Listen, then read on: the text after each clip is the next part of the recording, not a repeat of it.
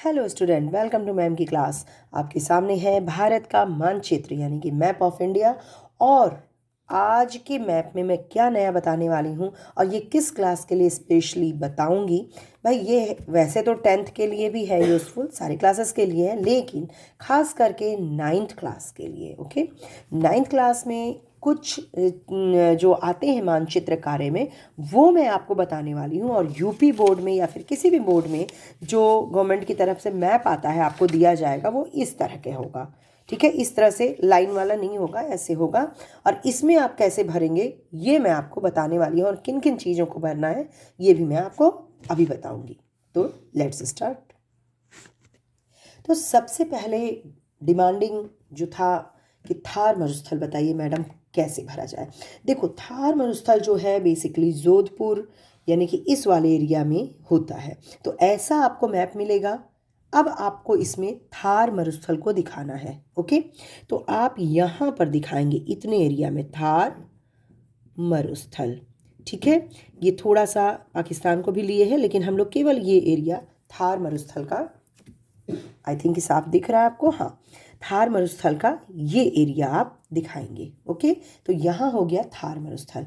श्रीलंका हम कहाँ दिखाएंगे, हमें मालूम है ये जो छोटू सा है ये क्या है, श्रीलंका है।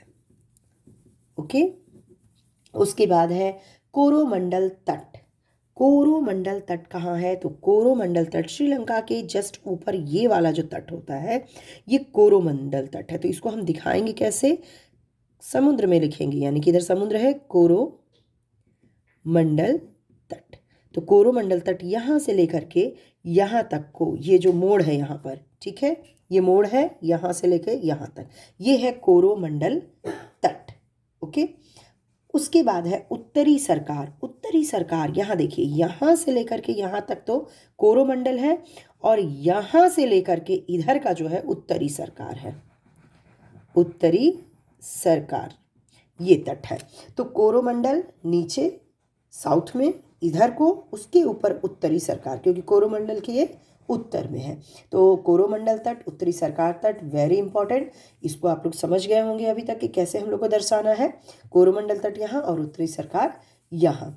उसके बाद आता है यमुना उद्गम, कि यमुना का उद्गम कहाँ है। तो देखो भाई, यमुना के साथ साथ गंगा का उद्गम भी आप जान लो।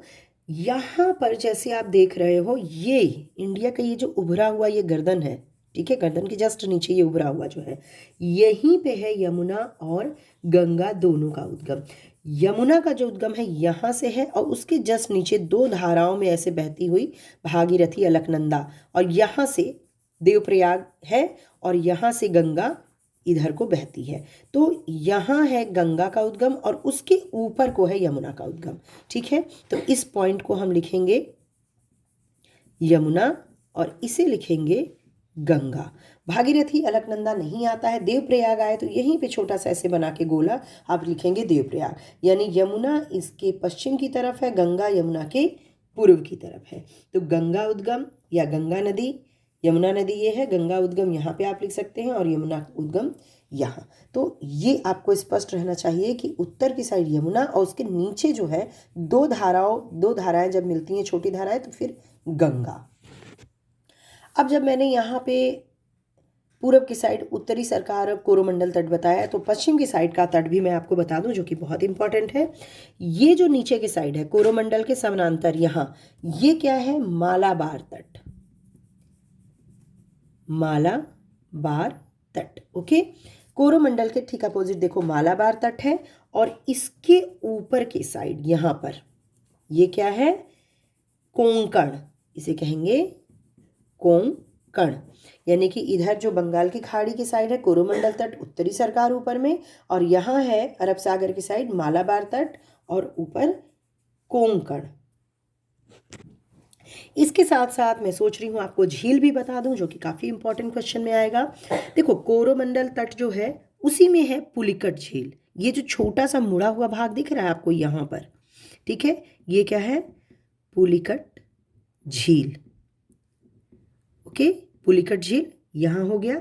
और ऊपर जब बढ़ेंगे ना तो ये जो है यहाँ पर, ये जो थोड़ा सा है, ये क्या है, कोल्लेरू, कोल्लेरू झील।